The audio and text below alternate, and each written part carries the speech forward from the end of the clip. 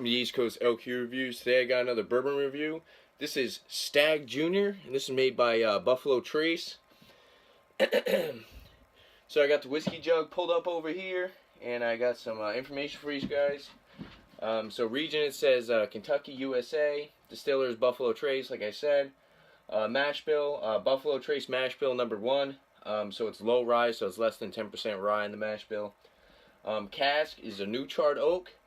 Age, this is an NAS, but if you look online, a lot of people say that Buffalo Trace products, I believe Buffalo Trace says it themselves, that all their products are aged for at least 8 years.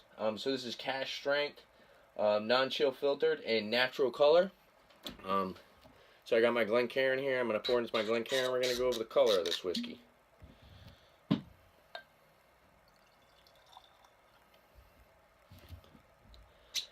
So this one is actually bottled at 65.9% alcohol by volume. This is the barrel proof. It does say barrel proof unfiltered. This is 131.9 proof. This is Kentucky straight bourbon whiskey. Yeah, let's go over the color. So definitely like a nice dark amber color. So it's not really a caramel color, going more towards like a nice dark kind of, I guess you could say kind of like a mahogany color almost. But I think amber is definitely the perfect description for the color of this one. Let's go for the nose. So whiskey jug says the nose is supposed to be wood, dark sweets, spice, vanilla, herbal, and dark fruit. So let's go for the nose. So on the nose, to me, I'm getting lots of like heavy toffee and caramel. Definitely getting some oak and wood. Sort of kind of like a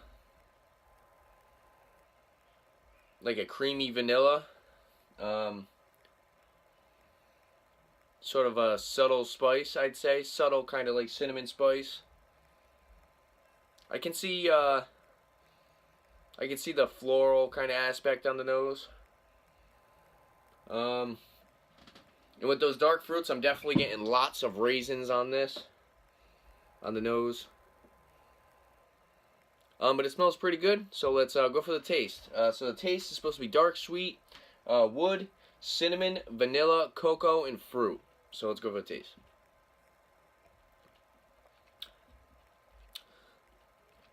Whew. This one definitely finishes a little hot.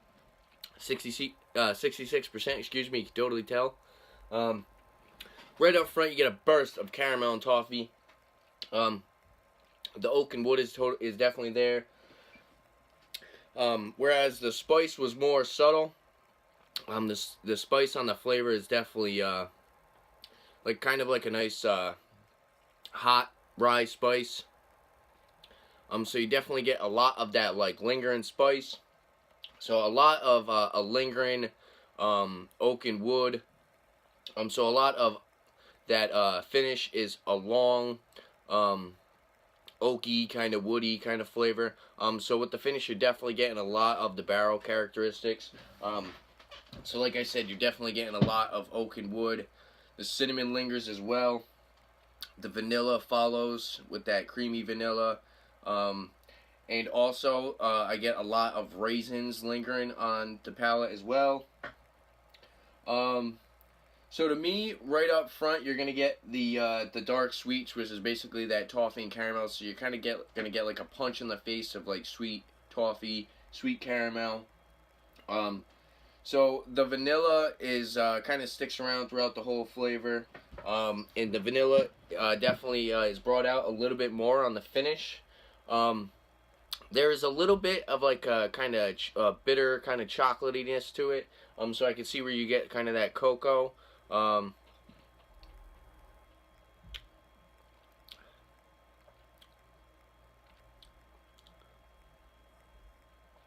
little bit of like cherry on the nose as well, actually.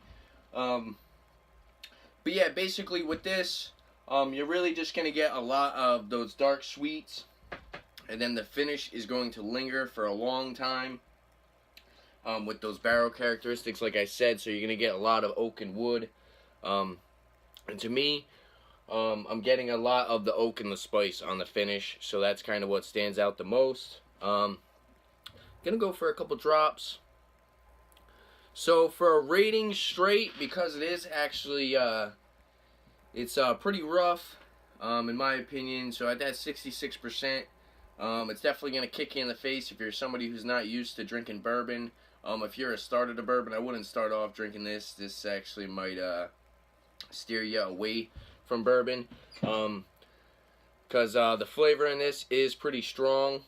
But if you're someone who really does like a nice sweet, a good sweet barrel strength bourbon, this is a great one to check out. So like I said, for a rating, I'm a big fan of this one.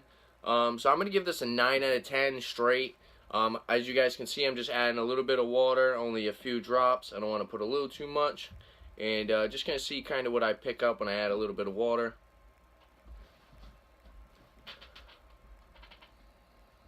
Now on the nose, with some water, the oak and wood fades just a little bit. And I'm getting much more of the toffee and the vanilla. I get a lot more of the raisin as well on the nose. But let's go for the taste with a little bit of water.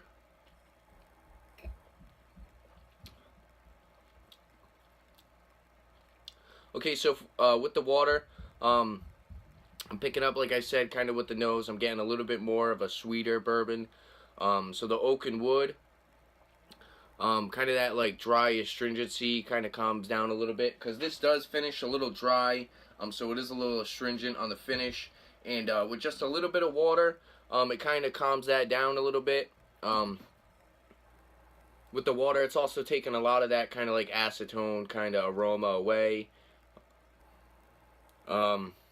In that, of course, that burning sensation that you're getting with it straight is obviously calmed down a lot more with some water. To me, I'm not exactly sure what I'm getting this, what I'm bringing this down to, what I'm diluting it to, but I'm guessing it's around like 45 to 50%, and I'm actually really liking that.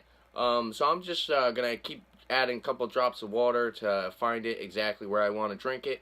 And yeah, I don't know exactly what I'm bringing it down to, but honestly, I'm just gonna be able to taste it by what I know. So like I said, if this is something that is way too strong for you, definitely drop some water in it. Doesn't hurt to drop a little bit of water in your bourbon, especially something barreled such high percentage. Barreled at such a high percentage. But yeah, price on this, average price of this bourbon for a 750 is going to be like $50. I got mine for around $44.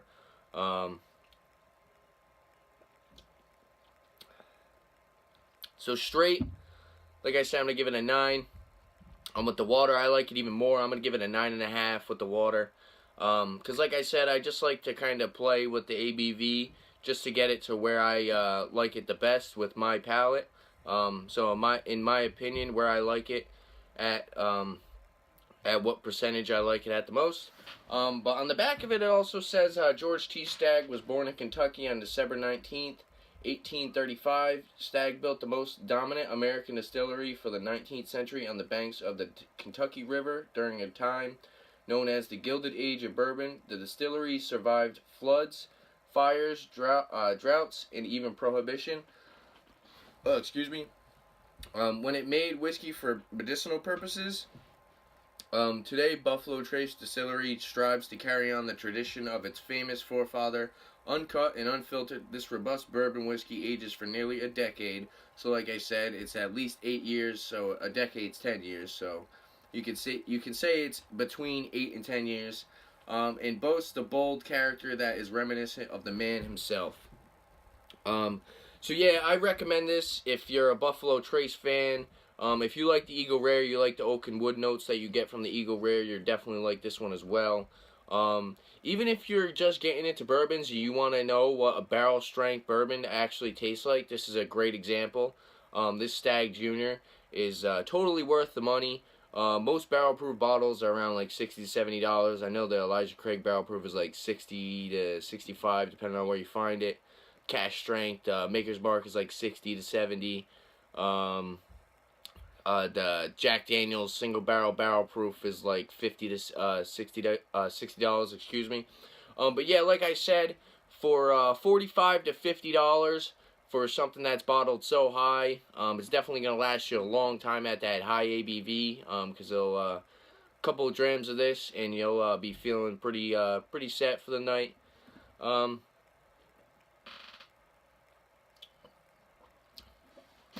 But yeah, to me, honestly, I think the water really does calm down that kind of dry astringency, which is kind of something that kind of intimidates me a little bit. I don't really like dry stuff.